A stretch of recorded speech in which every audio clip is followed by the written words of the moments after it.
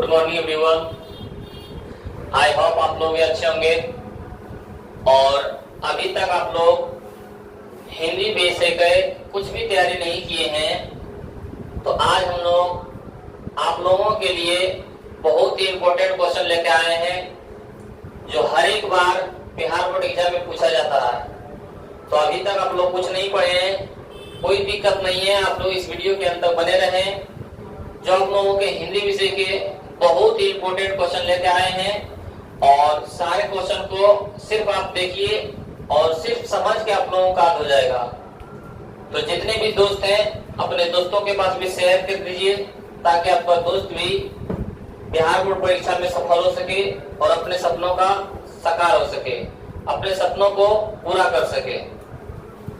तो आज हम लोग देखने वाले हैं मंगम्मा का अपने बहू के साथ किस बात को लेकर विवाद था। तो आप लोग पहले ये बताइए कि मंगम्मा क्या बेचा करती थी। तो दही।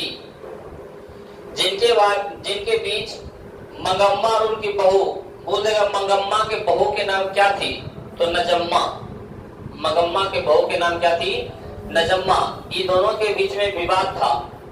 तो क्या चीज के लेकर विवाद था, तो बोला जा रहा है कि मंगम्मा और उसकी बहू में अधिकार की बात को लेकर विवाद था। ऑब्जेक्टिव में पूछ देता है कि मंगम्मा और उसकी बहू में किस बात को लेकर विवाद था, तो अधिकार के लेकर विवाद था। अधिकार क्या होता है, मंगम्मा, ये जो मंगम्मा थी ये चाहती थी कि मेरे बेटे और बहू पर मेरा अधिकार चले। मंगम्मा चाहती थी कि मेरे बेटे और बहू पर मेरा अधिकार चले, जबकि इसकी बहू चाहती थी कि मेरा पति है, मेरा अधिकार चले। यही दो बात को लेकर दोनों में विवाद चलते रहता है।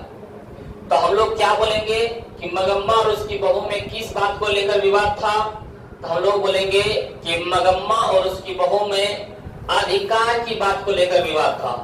किस चीज को लेकर विवाद था, अधिकार की बात को लेकर विवाद था। और मंगम्मा चाहती थी, क्या चाहती थी, कि बेटे और बहू पर मेरा अधिकार हो, जबकि उनकी बहू चाहती थी कि मेरा पति पर मेरा अधिकार हो। मंगम्मा चाहती थी कि मेरा बेटा है तो जो भी कमाएगा मेरा अधिकार चलेगा, लेकिन उसकी बहू चाहती थी कि नहीं, मेरा पति है, मेरा पति कमाते हैं तो मेरा अधिकार चले। यही दोनों बीच के कारण क्या है, मंगम्मा और उसकी बहू नजम्मा में अधिकार को बात को लेकर विवाद था। तो आप लोग मेरे साथ बोलने की कोशिश कीजिए कि मंगम्मा और उसकी बहू में किस बात को लेकर विवाद था। तो हम लोग क्या बोलेंगे कि मंगम्मा और उसकी बहू में अधिकार की बात को लेकर विवाद था। मंगम्मा क्या चाहती थी, मंगम्मा चाहती थी कि मेरे बेटे और बहू पर मेरा अधिकार हो, जबकि उसकी बहू चाहती थी कि मेरा पति पर मेरा अधिकार हो। तो आप लोगों से आशा करते हैं कि ये क्वेश्चन याद हो गया होगा, और नहीं तो एक दो बार रिपीट कीजिए, अपने याद हो जाएगा। तो हम लोग पढ़ते हैं अगले क्वेश्चन में। अगला क्वेश्चन देखते हैं, बोरा रंगप्पा कौन था वह मंगम्मा से क्या चाहता था। रंगप्पा यही दही वाली मंगम्मा पाठ से लिया गया है, जिनका लेखक श्रीनिवास जी हैं। और श्रीनिवास जी का पूरा नाम तो मस्तिष्क वेंकटेश अयंगार है। ऑब्जेक्टिव में पूछ देगा तो आप लोग याद रखिएगा। तो उसमें पूछ रहा है कि रंगप्पा कौन था, ऑब्जेक्टिव में भी पूछ देता है। तो रंगप्पा एक जुआरी था, जो जुआ खेलने वाला होता है वो जुआरी था। और आप लोग बताइए कि जुआरी को क्या चीज की जरूरत होती है, पैसे की जरूरत होती है, और पैसे उसके पास रहता है तभी वह जुआ खेल पाता है। तो वही बोल रहा है यहाँ पे, पहला क्वेश्चन हमारे पास है कि रंगप्पा कौन था। क्या हम लोग बोलेंगे रंगप्पा कौन था, तो बोला रंगप्पा शौकीन मियाज का एक लड़का था और साथ साथ वह जुआरी भी था। शौकीन मियाज, उसका जो भी शौक होता था वो करता था, मतलब पहनावा, खान पीन सब बहुत अच्छा था, बहुत मतलब शौक उसका होता था। वही बोल रहा है कि रंगप्पा एक शौकीन मियाज का लड़का था और साथ साथ वह जुआरी भी था, जुआ भी खेलता था। इतना हम लोग बोलेंगे किसके बारे में, रंगप्पा के बारे में। तो ऑब्जेक्टिव में पूछ देगा कि रंगप्पा कौन था, तो रंगप्पा एक जुआरी था और साथ साथ शौकीन मियाज का लड़का भी था। अब क्वेश्चन है हमारे पास कि वह मंगम्मा से क्या चाहता था। तो वह मंगम्मा से पैसा लेना चाहता था, क्योंकि रंगप्पा जुआरी था। और अभी कुछ पहले क्वेश्चन में पढ़ाए थे कि मंगप्पा और उसकी बहू में विवाद हो गया था, लड़ाई हो गया था। और मंगम्मा क्या बेचा करती थी? दही बेचा करती थी, जिनके कारण रंगप्पा जान गया, ये जो रंगप्पा है वो जान गया कि मंगम्मा जो है अपने बहू से अलग होने के बाद इसके पास कुछ पैसा जमा है, क्योंकि मंगम्मा रोज दही बेचा करती थी। अब यही रंगप्पा दिमाग लगाया कि मंगम्मा के पास ना तो उसके बहू है ना तो बेटा है, क्योंकि लड़ाई होने के कारण सब अलग हो गया है। तो रंगप्पा ने दिमाग लगाया कि उसके पास जाके उधार के रूप में पैसे लेंगे, अब बाद में बोलेंगे नहीं दिए हैं, हड़प कर मतलब हड़प कर लेना चाहता था, क्योंकि उसके साथ देने वाला कोई नहीं था। तो वही यहाँ पे है कि वह जानता था कि मंगम्मा बहू और बेटे से अलग होने के बाद कुछ पैसे जमा किए हैं। कौन जानता था? रंगप्पा जानता था कि मंगम्मा और उसकी बहू और बेटे में लड़ाई हो चुका है, जिनके कारण अलग होने के बाद कुछ पैसे जमा होंगे, क्योंकि रोज दही बेचा करती थी। वह मंगम्मा से इसी पैसे को उधार के रूप में लेकर हड़प कर जाना चाहता था, हड़प कर जाना चाहता था। मंगम्मा सोचा कि रंगप्पा सोचा कि मंगम्मा के पास जाके बोलेंगे कि मेरे हमको उधार दे दीजिए पैसा, और बाद में हड़प कर जाना चाहता था, बोलता बाद में कि हम पैसा आपको नहीं दिए, आपका पैसा हम नहीं दिए। क्यों? क्योंकि उनके साथ बहू और बेटा अलग था। तो आप लोगों से आशा करते हैं कि ये भी क्वेश्चन आप समझ गए होंगे। तो चलिए बोलने की कोशिश कीजिए हमारे साथ साथ कि रंगप्पा कौन था। तो रंगप्पा एक शौकीन मियाज का लड़का था और साथ साथ वह जुआरी भी था। क्या बोलेंगे हम लोग कि रंगप्पा एक शौकीन मियाज का लड़का था और साथ साथ वह जुआरी भी था। और वह मंगम्मा से क्या चाहता था? तो रंगप्पा हम लोग बोलेंगे कि रंगप्पा जानता था कि मंगम्मा अपने बहू और बेटे से अलग होने के बाद कुछ पैसे जमा किए हैं, कुछ पैसे जमा किए हैं, वही पैसे को उधार के रूप में हड़प कर जाना चाहते थे। तो आप लोगों से आशा करते हैं कि ये क्वेश्चन समझ गए होंगे। तो बढ़ते हैं अगले क्वेश्चन में। क्वेश्चन नंबर 3 देखिए, ये जो आपका है, विपत्ति अकेले ना आकर संगी साथियों के साथ आती है, कहानी के आधार पर स्पष्ट करें। ये हमारे वर्णिका के चैप्टर धरते विश्वास से लिया गया है, जिनका लेखक सात कोड़ी होता है। और ये धरते विश्वास किस भाषा की कहानी है? तो उड़ीसा भाषा की, उड़िया। ये जो सात कोड़ी होता कहानीकार हैं, उड़ीसा के बारे में वर्णन करते हुए कहते हैं कि यहाँ के लोग, यहाँ की जनता बहुत प्रभावित है बाढ़, सुखाड़ और भूकंप से। ये सब क्या से? बाढ़, तूफान और सुखाड़ से क्या है? बहुत प्रभावित है। तो वही क्वेश्चन है कि विपत्ति अकेले ना आकर संगी साथियों के साथ आती है, कहानी के आधार पर स्पष्ट करें। होता है कि जब दोस्त हम लोग कहीं जाते हैं तो एक दोस्त के साथ 2-3 को दोस्त जाते हैं। उसी प्रकार जब किसी के पास विपत्ति आता है तो वह अकेले नहीं आता है, अपने संगी साथियों के साथ आता है। यदि आपके घर में विपत्ति है तो ये जान लीजिएगा कि विपत्ति पर विपत्ति आता है। क्यों? क्योंकि विपत्ति का भी संगी साथी होता है, दुख का भी संगी साथी होता है, उसका भी दोस्त होता है। इसीलिए बोल रहे हैं यहाँ पे कि कहानी के आधार पर हमको बताएं, स्पष्ट करें कि कैसे विपत्ति का भी संगी संगति होता है, सखी संगति होता है। तो आइए हम लोग पढ़ने की कोशिश करते हैं। पूरा धरते विश्वास, क्या बोलेंगे हम लोग? धरते विश्वास। धरते विश्वास शीर्षक कहानी में लक्ष्मी के गांव में सबसे पहले तूफान आता है। बोल देगा धरते विश्वास कहानी का सबसे प्रमुख पात्र कौन है? तो लक्ष्मी। धरते विश्वास शीर्षक कहानी के सबसे प्रमुख पात्र कौन है? लक्ष्मी। अब इसके जस्ट पहले पढ़ रहे थे दही वाली मंगम्मा, मतलब दही वाली मंगम्मा कहानी के प्रमुख पात्र कौन है? तो मंगम्मा। लेकिन धरते विश्वास शीर्षक कहानी के प्रमुख पात्र कौन है? तो हम लोग बोलेंगे लक्ष्मी। तो हम लोग बोल रहे हैं कि धरते विश्वास शीर्षक कहानी में लक्ष्मी के गांव में सबसे पहले क्या आता है? तूफान आता है। तूफान मतलब जो हवा चलता है बहुत जोर से, और उसमें से बहुत जो घर भी क्या है, झोपड़ी में जो रहता है उड़िया जाता है। तो वही बोला, सबसे पहले तूफान आता है और तबाही मचाता है। इसके बाद बोला, इसके तुरंत बाद सुखाड़ आ जाता है। देखिए कि विपत्ति के साथ भी संगी संगति होता है कि दाते विश्वास शीर्षक कहानी में लक्ष्मी के गांव में सबसे पहले क्या आता है? तूफान, और तबाही मचाता है, पूरा घर उजाड़ देता है। और इसके तुरंत बाद सुखाड़ आ जाता है, जो तबाही से सामान फसल बचा हुआ है और इस सुखाड़ आके नष्ट कर दिया। क्या हुआ? सुखाड़ आ गया। वही बोला, इसके तुरंत बाद सुखाड़ आ जाता है। अभी लोग इन दोनों मुसीबतों से निपटे भी नहीं थे।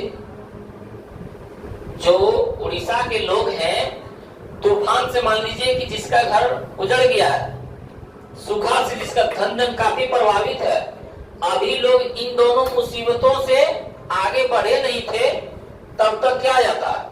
तब तक बाढ़ आ जाती है। सोचो वहां के जीवन कैसा चल रहा है, वहां के व्यक्तियों का जीवन कैसा चल रहा है। ये कहानी के आधार पर प्रमाणित किए हैं हमारे लेखक सातपुरी होता ने कि ढलते विश्वास शीर्षक कहानी में लक्ष्मी के गांव में सबसे पहले तूफान आता है और तबाही मचाता है, और इसके तुरंत बाद क्या आ जाता है? सुखाड़ आ जाता है।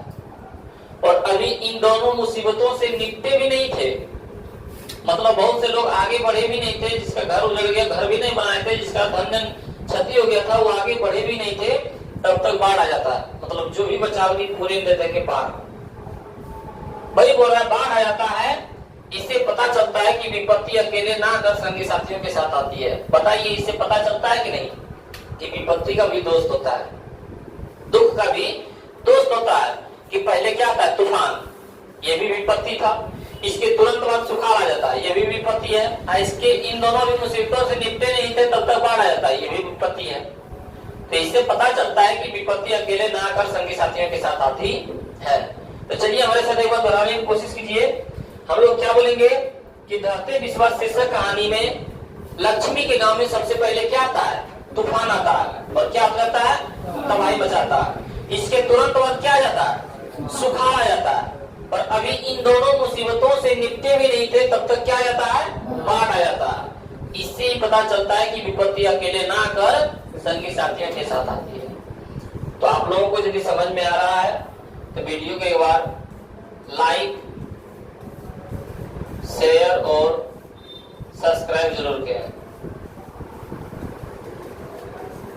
सबसे पहले अपने दोस्तों के पास जरूर भेजें, ताकि इस वीडियो के माध्यम से वो बिहार बोर्ड मैट्रिक परीक्षा में सफल हो और आपको भी बधाई दें और हमें भी बधाई प्राप्त हो। तो सबसे पहले अपने दोस्तों के पास जरूर शेयर करें। और बढ़ते हैं हम लोग अगले क्वेश्चन की तरफ कि नदी की बाढ़ का विकराल रूप देखने के बावजूद मनुष्य वहां से क्यों नहीं खिसका?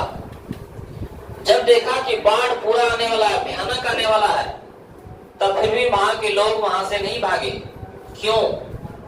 तो बताया जा रहा है कि नदी की बाढ़ का विकराल रूप देखने के बावजूद भी सभी मनुष्य वहां से नहीं खिसका, क्योंकि नदी का बांध टूट जाने से वहां स्थिति क्या है? और भयावह हो जाती और अनेक प्रकार के जान माल की क्षति होती। क्या है?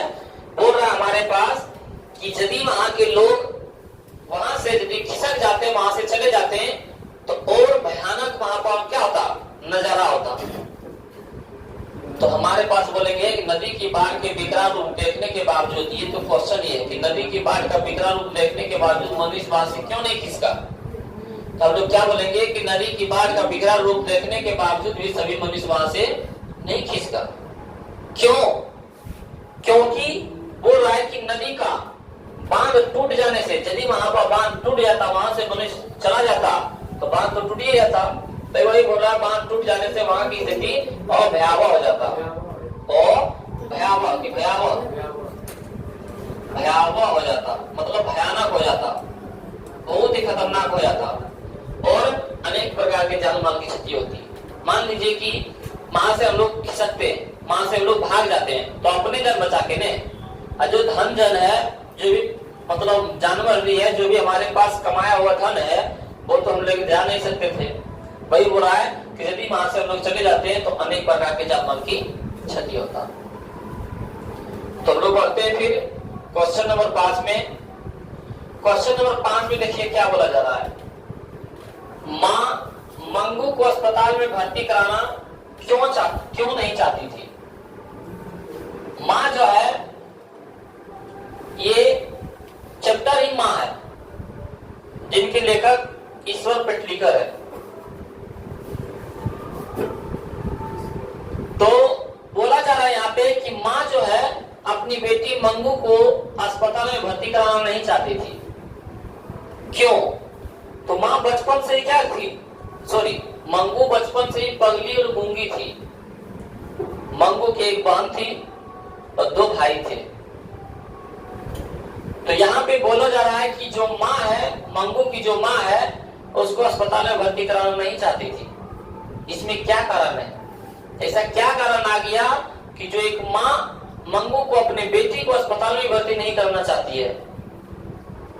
तो बोला जा रहा है कि मंगू की माँ सोचती है कि जब मैं एक माँ होकर इसकी सेवा शांति नहीं कर पाती हूँ तो अस्पताल वाले को क्या पड़ी है। देखिए कि माँ का भाव, माँ का जो प्रेम होता है, माँ का जो स्नेह होता है, वो अपने पुत्र के साथ, अपने पुत्री के साथ किस तरह व्यतीत करता है। बोला जा रहा है यहाँ पे कि मंगू क्या थी, बचपन से पगली और गूंगी थी। ऑब्जेक्टिव में पूछ देता है। तो हम लोग बोलेंगे कि माँ मंगू को अस्पताल में भर्ती कराना इसलिए नहीं चाहती थी क्योंकि मंगू की माँ जानती थी कि जब मैं एक माँ होकर इसकी सेवा शांति नहीं कर पाती हूँ तो अस्पताल वालों को क्या पड़ी है। अस्पताल वाले इसका कौन लगेगा, अस्पताल वाले को इसका कौन लगेगा, कौन इसे समय पर खाना खिलाएगा, कौन इसे समय पर सोच कराएगा, कौन अपने इसके साथ सुलाएगा। इस तरह तो मेरी बेटी मर जाएगी। सोचिए कि जो मंगू बचपन से पगली और गूंगी है, उससे भी माँ कितना प्यार कर रही है कि इसके साथ कौन सुलाएगा, इसको भोजन कौन कराएगा, इसका शौच कौन कराएगा, बाथरूम भी कौन इसको ले जाएगा। इस तरह तो मेरी बेटी मर जाएगी क्योंकि अस्पताल में इसका कोई अपना रिश्तेदार नहीं है। इसलिए मंगू की माँ मंगू को अस्पताल में भर्ती कराना नहीं चाहती है। पढ़िए, बोला जा रहा है यहाँ पे कि मंगू की माँ सोचती है कि जब मैं एक माँ होकर इसकी सेवा नहीं कर पाती हूँ तो अस्पताल वाले को क्या पड़ी है। वहां इसे कौन समय पर खाना खिलाएगा, कौन इसे समय पर शौच कराएगा और कौन अपने साथ सुलाएंगे। इस तरह तो मेरी बेटी मर जाएगी। इसी कारण माँ मंगू को अस्पताल में भर्ती कराना नहीं चाहती है। माँ का एक ही कारण था कि माँ सोचती है, क्या सोचती है कि जब मैं इसकी माँ हूँ, अब माँ होकर इतना सेवा शांति करती हूँ, तब भी हमको लगता है कि इसके पीछे उतना समय नहीं दे पा रहे हैं। तो अस्पताल वाले को क्या पड़ा है इसका। अस्पताल वाले तो सुइया देगा, जो उसका देख रेख होगा करेगा, चल देगा। इसको समय पर खाना कौन खिलाएगा, समय पर इसको शौच कौन कराएगा। और जो हम अपने घर में रहते हैं, जिसके अपने साथ सुलाते हैं, तो उसको वहां अपने साथ कौन सुलाएगा। इस तरह तो धीरे धीरे मेरी बेटी मर जाएगी। इसी कारण मंगू की माँ मंगू को अस्पताल में भर्ती कराना नहीं चाहती है। तो हम लोग अपने से भी जो समझ रहे हैं वो भी लिख सकते हैं। सोचेंगे, मान लीजिए कि मंगू की माँ मंगू को अस्पताल में भर्ती कराना क्यों नहीं चाहती है, तो हम लोग बोलेंगे मंगू की माँ सोचती है जब मैं एक माँ होकर इसकी सेवा शांति नहीं कर पाती हूँ तो अस्पताल वाले को क्या पड़ी है। मंगू का समय पर कौन खाना खिलाएगा, कौन शौच कराएगा, कौन अपने साथ सुलाएगा। इस तरह तो मेरी बेटी मर जाएगी। यही कारण है कि मंगू की माँ मंगू को अस्पताल में भर्ती कराना नहीं चाहती है। तो आप लोग ये समझ गए होंगे। तो हम लोग बढ़ते हैं अगले क्वेश्चन की ओर। अगला क्वेश्चन देखिए भैया, अगला क्वेश्चन है हमारे पास कि मंगू जिस अस्पताल में भर्ती कराई जाती है, मंगू जिस अस्पताल में भर्ती कराई जाती है, उस अस्पताल के कर्मचारी व्यवहार कुशल है या संवेदनशील, विचार करें। तो उसके गांव में एक और उसी तरह गूंगी लड़की थी जिनका नाम था कुसुम। कुसुम क्या होता है, एक दिन ठीक होकर गांव वापस आती है तो उसको देखने के लिए मंगू की माँ सबसे आगे होती है। तो गांव वाले जब समझाने लगते हैं मंगू की माँ, आप भी मंगू को अस्पताल में भर्ती करा दीजिए, ये भी ठीक हो जाएगा। तो सभी गांव वाले और इसके परिवार ने मंगू को अस्पताल में जाके भर्ती कराते हैं। तो जब वहां पे जाते हैं तो होता है कर्मचारी, अरे तो वही बोल रहा है यहाँ पे कि मंगू जिस अस्पताल में भर्ती कराई जाती है उस अस्पताल के जो कर्मचारी होते हैं, कंपाउंडर होता है, वो बोल रहा है कि उनका व्यवहार कुशल है या तो संवेदनशील, विचार करें। तो हम लोग बोलेंगे कि मंगू जिस अस्पताल में भर्ती कराई जाती है उस अस्पताल के कर्मचारी व्यवहार कुशल है, अच्छे हैं। अब अच्छे हैं तो प्रमाणित करना पड़ेगा, कैसे अच्छे हैं बताइए हमको। क्वेश्चन में अभी आंसर में बोले हैं कि मंगू जिस अस्पताल में भर्ती कराई जाती है उस अस्पताल के कर्मचारी व्यवहार कुशल है, संवेदनशील। तो अभी हम यही आंसर में बोले हैं कि मंगू जिस अस्पताल में भर्ती कराई जाती है उस अस्पताल के कर्मचारी व्यवहार कुशल है। यहाँ तो भी यही बोले हैं, यहाँ तो जो क्वेश्चन था वही आंसर में बोले हैं। अब बोलेंगे कि वे इस बात को अच्छी तरह से जानते थे कि रोगियों के साथ किस तरह इलाज करें और उसके अभिभावक के साथ किस तरह। वे इस तरह अच्छी तरह से जानते थे कि रोगी के साथ कैसा व्यवहार करना चाहिए और उनके व्यवहार से मंगू की मां को इस तरह संतुष्ट कर देते हैं कि वह मंगू की मां को अस्पताल में भर्ती कराने के लिए तैयार हो जाती है। यहाँ पे कुछ लाइन छूटा हुआ है, हम क्या बोलेंगे कि मंगू जिस अस्पताल में भर्ती कराई जाती है उस अस्पताल के कर्मचारी व्यवहार कुशल है, मतलब अच्छे हैं। और जो भी वहां पे जिस अस्पताल में भर्ती कराई जाती है मंगू, तो वहां पे जो भी कर्मचारी हैं वे इस बात को अच्छी तरह से जानते थे कि रोगी के साथ, पेशेंट के साथ कैसा व्यवहार करना चाहिए, कैसा बातचीत करना चाहिए और उनके अभिभावक के साथ, मतलब उनके गार्जियन के साथ कैसा बात करना चाहिए। मतलब वहां के जो कर्मचारी थे बहुत अच्छे तरह से जानते थे कि कैसे उनके साथ बात करना चाहिए।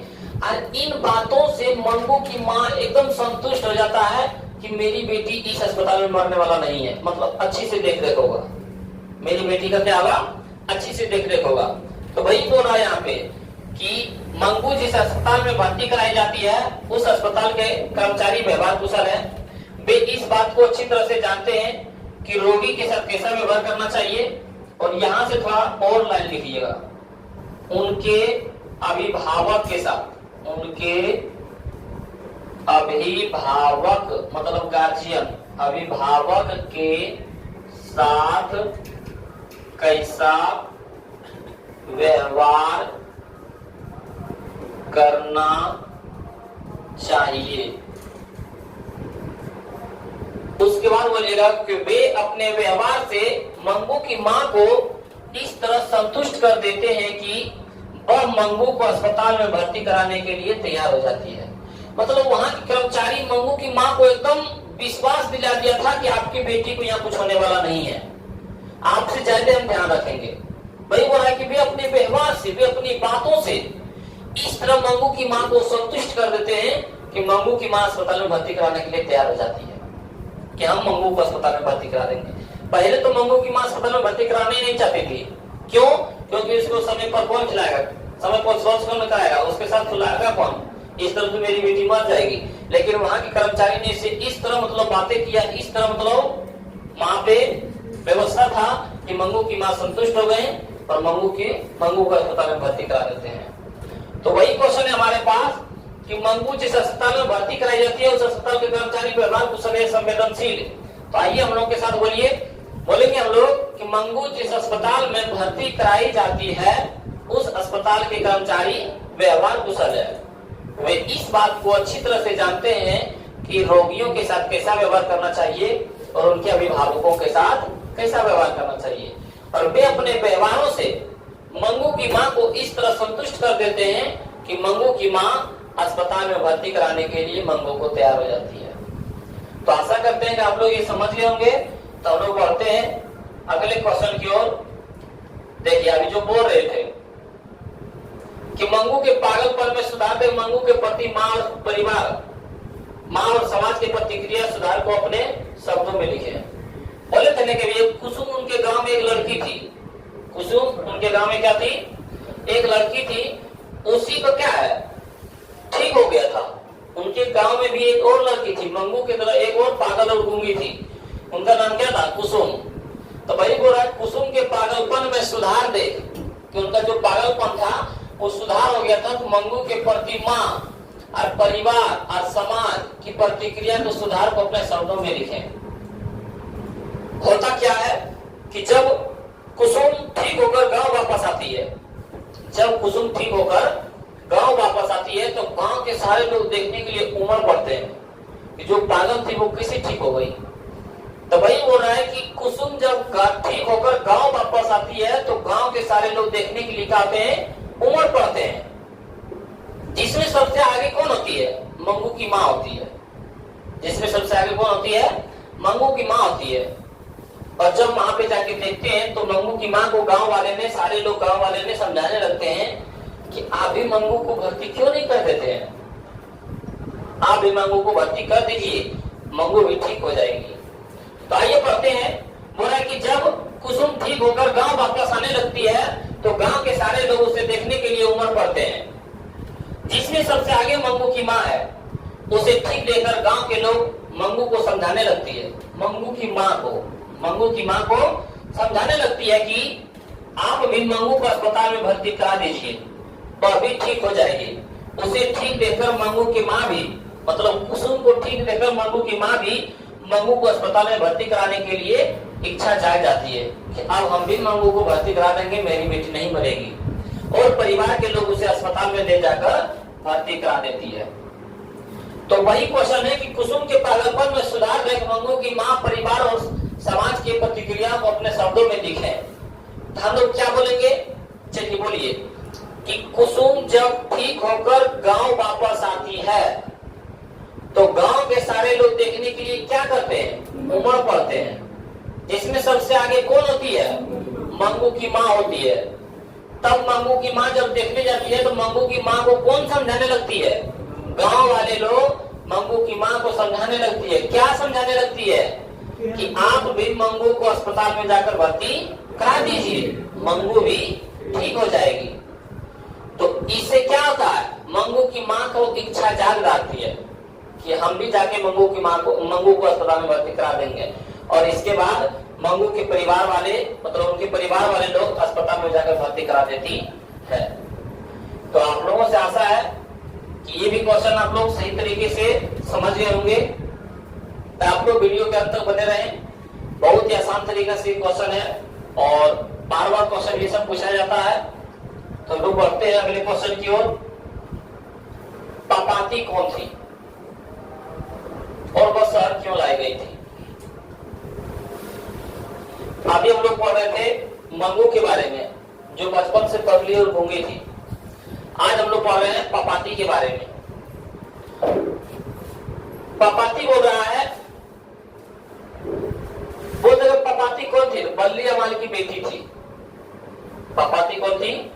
तो बल्ली अमाल की बेटी थी। तो वही बोल रहा है पापाती बल्ली अमाल की बेटी थी। तो बोल देगा बल्ली अमाल की बेटी कौन है? पापाती। और बोल रहा है कि बस शहर क्यों लाई गई थी? तो पापाती को मेनिंजाइटिस रोग हो गया था। गांव के डॉक्टर होता है ना, जब उनको जांच किया तो इसको मेनिंजाइटिस रोग बता दिया। और मेनिंजाइटिस रोग का इलाज शहरों में ही संभव था, इसलिए उसे शहर लाई गई। तो पहला क्वेश्चन है कि पापाती कौन थी? तो आप लोग क्या बोलेंगे कि पापाती बल्ली अमाल की बेटी थी। पापाती कौन थी? तो बल्ली अमाल की बेटी थी। और उसे शहर क्यों लाई गई थी? तो गांव के डॉक्टरों के अनुसार उसे कौन बीमारी हो गया था? मेनिंजाइटिस रोग हो गया था। और उन्हीं के इलाज के लिए पापाती को कहां लाया गया? शहर लाया गया। तो वही क्वेश्चन है कि पापाती बल्ली अमाल की बेटी थी और गांव के डॉक्टरों के अनुसार उसे मेनिंजाइटिस रोग हो गया था। बोल देगा कि पापाती को कौन सा बीमारी हो गया था? तो मेनिंजाइटिस रोग हो गया था। पापाती किनकी बेटी है? तो बल्ली अमाल की। रोग हो गया था जिसका इलाज नगरों में ही संभव था।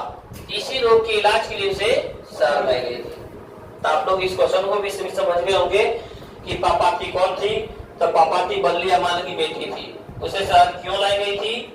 उसे शहर इसलिए लाई गई थी कि उनको गांव के डॉक्टरों के अनुसार मेनिंजाइटिस रोग हो गया था और उसका इलाज कहाँ संभव था? नगरों में, शहरों में ही संभव था। इसी रोग के इलाज के लिए उसे शहर लाई गई थी। तो आगे बढ़ते हैं हम लोग। बोला है बड़े डॉक्टर के आदेश के बावजूद बड़े डॉक्टर ने अस्पताल के बाबू को क्यों डांटा? क्वेश्चन क्या है कि बड़े डॉक्टर ने अस्पताल के बाबू को क्यों डांटा? अभी हम बताए थे कि पापाती कहाँ गई? शहर। किस रोग के इलाज के लिए? मेनिंजाइटिस रोग के इलाज के लिए। और जब वहां पे गए तो बड़े डॉक्टर जो होते हैं जांच करने वाले, वो जांच किए। किनको? पापाती को। और जब पापाती को जांच किए तब कौन रोग से पीड़ित पाया? मेनिंजाइटिस रोग से पीड़ित पाया। और यदि समय पर इसका इलाज नहीं होता तो इनकी मृत्यु हो जाती। किनकी? पापाती को। तो हम लोग बोलेंगे कि बड़े डॉक्टर ने अस्पताल के बाबू को क्यों डांटा? हम लोग बोलेंगे कि जब बड़े डॉक्टर ने पापाती की जांच की, निरीक्षण की, तो मेनिंजाइटिस रोग से पीड़ित पाया और यदि उसका इलाज समय पर नहीं होता तो उनकी मृत्यु हो जाती। समय पे नहीं होता तो उनकी मृत्यु हो जाती। इसीलिए बड़े डॉक्टर ने अस्पताल के बाबू को बोला भर्ती कर लेने के लिए।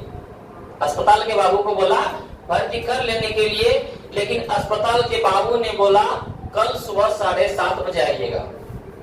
कल सुबह 7:30 बजे आइएगा। इसी कारण बड़े डॉक्टर ने अस्पताल के बाबू को डांटा कि जब हम तुमको बोले हैं भर्ती कर लेने के लिए तो तुम भर्ती क्यों नहीं किया? कल 7:30 बजे क्यों बुलाया? यदि उसका मृत्यु हो जाता तो कितना दुख वाली बात होता। इसी कारण उसको डांटा। तो आइए पढ़ते हैं हम लोग। बोल रहा है कि जब बड़े डॉक्टर ने पापाती की बीमारी की जांच किया तो उसे मेनिंजाइटिस रोग से पीड़ित पाया, जिसका इलाज समय पर नहीं होता तो इसकी मृत्यु हो जाती। इसकी क्या हो जाती? मृत्यु हो जाती।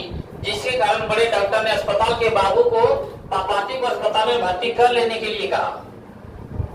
कर लेने के लिए कहा। कर लेने के लिए कहा। लेकिन बाबू ने कल 7:30 बजे, कितने बजे? लेकिन बाबू ने कल 7:30 बजे बुलाया था।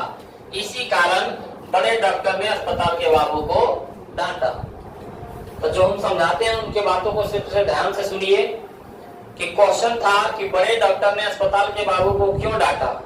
तो हम लोग क्या बोलेंगे कि जब बड़े डॉक्टर ने पापाती की जांच की तो मेनिंजाइटिस रोग से पीड़ित पाया। यदि उसका समय पर इलाज नहीं होता तो उसकी मृत्यु हो जाती। तो बड़े डॉक्टर ने अस्पताल के बाबू को भर्ती कर लेने के लिए कहा, लेकिन बाबू ने कल सुबह 7:30 बजे बुलाया था। इसी कारण बड़े डॉक्टर ने अस्पताल के बाबू को डांटा। तो समझे होंगे। तो हम लोग आगे बढ़ते हैं। बल्ली अमाल का चरित्र चित्रण करें। तो बताएं कि बल्ली अमाल किसकी मां है? पापाती की। और पापाती के रहने के कारण ये शहर गई थी। आप लोग इस बात को ध्यान से सुनिएगा कि जो पापाती थी वो शहर गई थी, मतलब वो पहले गांव में रहती होगी। इनके इलाज के लिए कहाँ गई थी? अपने बेटी के इलाज के लिए वो शहर गई थी। और शहर गई थी मतलब वो गांव के रहने वाली थी।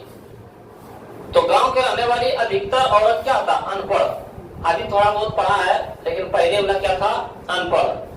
तो हम लोग वही बोलेंगे कि बल्ली अमाल गांव के रहने वाली एक अशिक्षित और सीधी सादी नारी थी। मतलब पढ़ा हुआ अपना जगह नहीं थी और सीधी सादी नारी थी। अब जो मान लीजिए कि अशिक्षित है वो शहर में जाके किसी से पूछ नहीं पाएगी, क्योंकि गांव में वो अशिक्षित है, बोलने के तरीका को नहीं जानते हैं। तो शहर में वो क्या है, किसी से न तो पूछ पाते हैं। तो वही बोल रहे हैं यहाँ पे, अशिक्षित और सीधी सादी नारी है, वह शहरी वातावरण से बिल्कुल अपरिचित थी। क्योंकि वो गांव के रहने वाली थी, शहर में कब गई? कब तो गई नहीं होगी। तो वही बोल रहा है कि वह शहर से बिल्कुल अपरिचित थी। वह शहर से परिचित था ही नहीं, अपरिचित थी। और उसे गांव के छोटे मोटे डॉक्टरों, वैद्यों और देवी देवताओं पर विश्वास था। क्योंकि गांव के लोग जितने भी होते हैं, तो जो भी उनके गांव में छोटे मोटे डॉक्टर होते हैं उन पर विश्वास होते हैं, देवी देवताओं पर विश्वास होते हैं, और वैद्य जो जड़ी बूटी देते हैं इन पर विश्वास करते हैं। और अनपढ़ होने के कारण वो अपनी बेटी को अस्पताल में भर्ती ना करा सकी। बोल रहा है कि वो अनपढ़ होने के कारण और शिक्षित होने के कारण वो अपनी बेटी को अस्पताल में भर्ती नहीं कर पाते हैं। क्यों? क्योंकि बड़े डॉक्टर ने, अभी इसके जस्ट अगले क्वेश्चन में पढ़े थे कि बड़े डॉक्टर ने क्या है, अस्पताल के बाबू को भर्ती कर लेने के लिए कहा था, लेकिन अस्पताल में भर्ती कर लेने के लिए कहा तो बाबू ने कितने बजे बुलाया? 7:30 बजे बुलाया था, जिनके कारण ये अस्पताल के नियमों को नहीं जानते थे, क्योंकि वो शिक्षित थी और वहां पे पैसा और पैरवी का भी माहौल था। पैरवी और पैसा आपके पास था तभी उस अस्पताल में भर्ती करा सकते हैं। तो जिनके कारण ये अपने बेटी को अस्पताल में भर्ती नहीं करा सकी, बड़े डॉक्टर के आदेश के बावजूद भी। तो हम लोग क्या बोलेंगे कि बलिया माल का चरित्र चित्रण करें तो क्या है कि बलिया माल गांव के रहने वाली और शिक्षित और सीधी साधी नारी थी। वो शहरी वातावरण से बिल्कुल वो परिचित थी और अपने गांव में छोटे मोटे डॉक्टरों, वैद्यों और देवी देवताओं पर विश्वास था। और अनपढ़ होने के कारण वो अपनी बेटी पापाती को अस्पताल में भर्ती ना करा सके। ये किनका चरित्र चित्रण है? बलियामाल। कि बलियामाल क्या है, उनके अंदर गुण वो बताया गया है। तो इसमें देखते हैं अगला क्वेश्चन।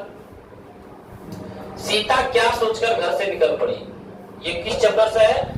धरती कब तक घूमेगी, जिनका लेखक है सावरदैया। किस भाषा में लिखा गया है? तो राजस्थानी में। तो धरती कब तक घूमेगी पाठ के प्रमुख पात्र कौन है? तो सीता। तो सीता बोलती है कि सीता क्या सोचकर घर से निकल पड़ी? तो बोल देगा 3 बेटे की मां कौन है? सीता। 2 पुत्र और 2 पुत्री की मां कौन है? मंगू की मां। मंगू की मां। तो यहां से पूछ देता है कि 3 पुत्र किनके हैं? तो सीता के। सीता के कितने बेटे हैं? तो 3। सीता के कितने बेटे हैं? 3। तो बोल रहा है कि सीता क्या सोचकर घर से निकल पड़ी। समझिए एक मां के दुख का क्या कारण है। जब मां विधवा हो जाती है, जब मां विधवा हो जाती है तब एक मां बचती है सिर्फ। तो उसको खाना खिलाने के लिए 3 बेटे थे। तो पहले था महीनवारी में कि 4 महीने खाना खिलाएंगे माँ को, और खिलाने के बाद सब बच्चों को मतलब बेटे को दिक्कत होने लगा, जिनके कारण तीनों बेटे ने मिलकर बातें कर रहे थे कि खिलाने से अच्छा है कि माँ को 50-50 रुपए पैसे ही दिया जाए। और इस बात को कौन सुन लिया? सीता। इस बात को कौन सुन लिया? सीता।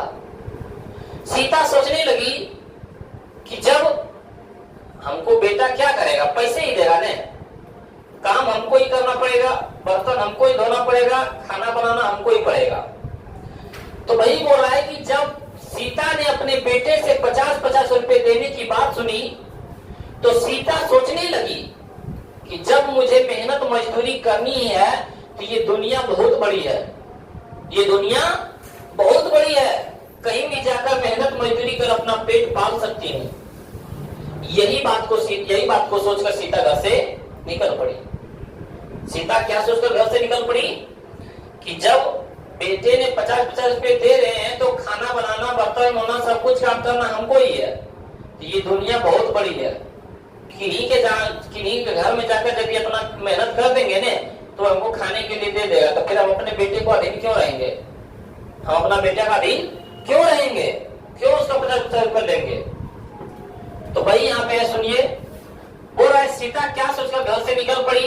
तो जब सीता ने अपने बेटे को 50-50 रुपए प्रति माह देने की बात सुनी तो वह सोचने लगी कि जब मुझे मेहनत मजदूरी करनी है तो ये दुनिया बहुत बड़ी है, कहीं भी जाकर मेहनत मजदूरी कर पेट पाल सकती हूँ।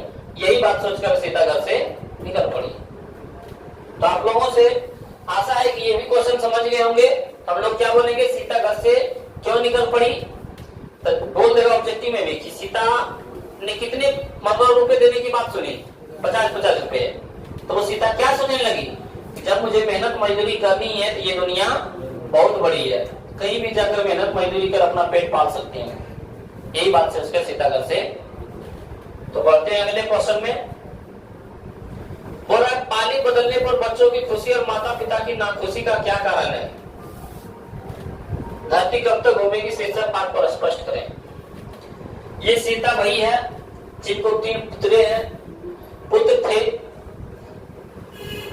तो बोलता है नहीं कि पाली बदलने पर बच्चों की खुशी, जो सीता के पोता है वो खुश हो जाते थे, लेकिन जो सीता के बेटा और पुतोह है वो दुख होते थे। क्यों?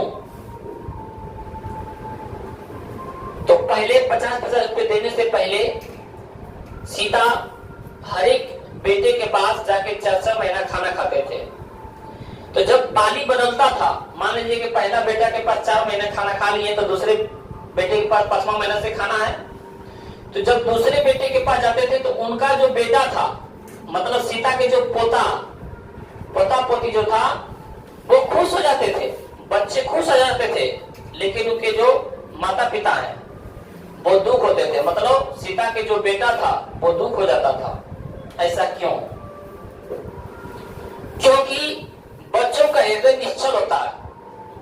बच्चों का हृदय निश्चल होता है, बच्चल कपट को नहीं जानता, बस सीधा सिंपल बात जानता था कि हमारे साथ अब 4 महीना दादी माँ रहेगी, कहानियां सुनाएगी, लोरियां सुनाएगी। बच्चे का दिल निश्चल होता है, वे दुख और सुख को नहीं जानते हैं, वे ये जानते थे कि हमारे साथ अब दादी माँ रहेगी। लेकिन इसके विपरीत उनके माता पिता को बोझ लगता था कि अब हमको 4 महीना इसको खाना खिलाना पड़ेगा, जो हम अच्छे खाना खाते थे अब इसको भी खाना खिलाना पड़ेगा। इसी कारण पाली बदलने पर बच्चों की खुशी होता था, लेकिन उनके माता पिता नाखुश होते थे।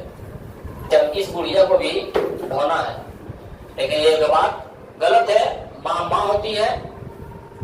तो वही यहाँ पे क्वेश्चन है कि पाली बदलने पर बच्चों की खुशी और माता पिता की नाखुशी का क्या कारण है? माता पिता की नाखुशी का क्या कारण है?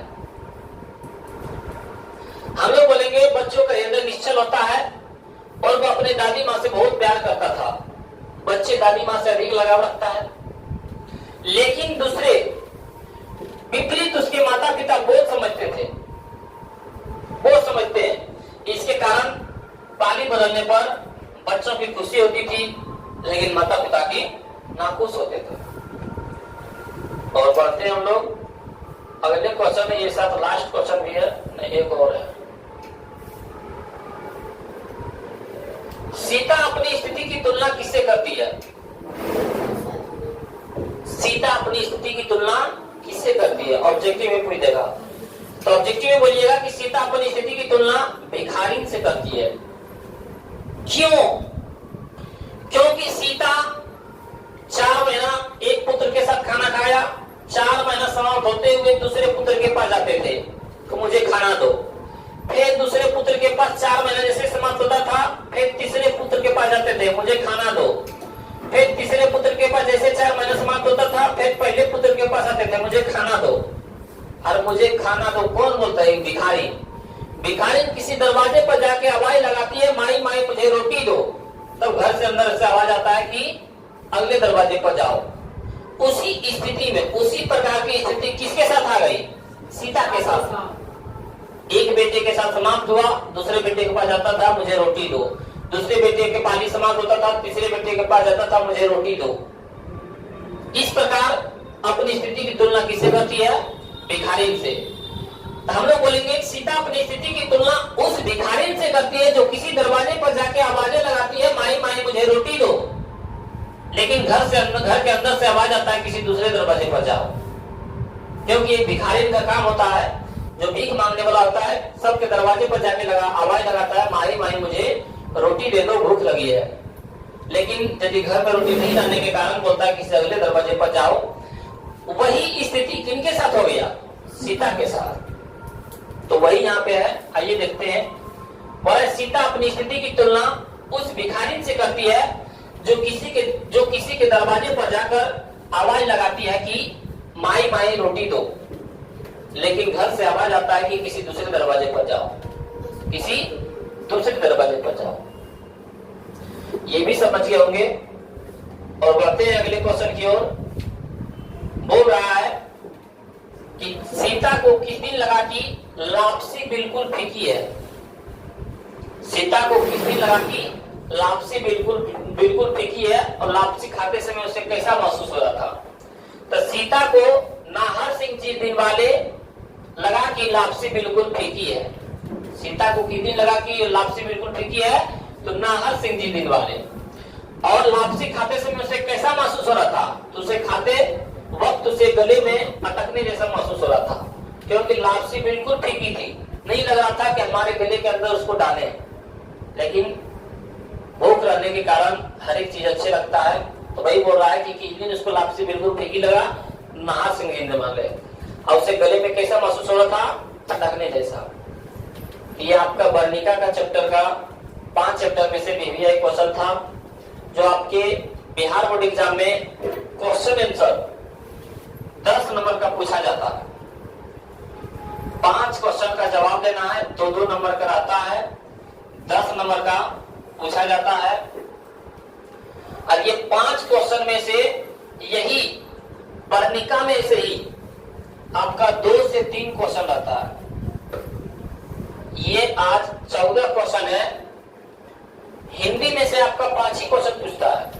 पूरी किताब में जितना सब्जेक्टिव आवाज किए हैं उसमें से आपको 5 ही क्वेश्चन पूछेगा। 10 क्वेश्चन पूछा रहता है, लेकिन उसमें से जवाब देना है 5 क्वेश्चन का। अब 5 क्वेश्चन में से आप लोग याद रखिए कि ये जो 14 क्वेश्चन पाए, 2 या 3 प्रश्न इसी से रहता है।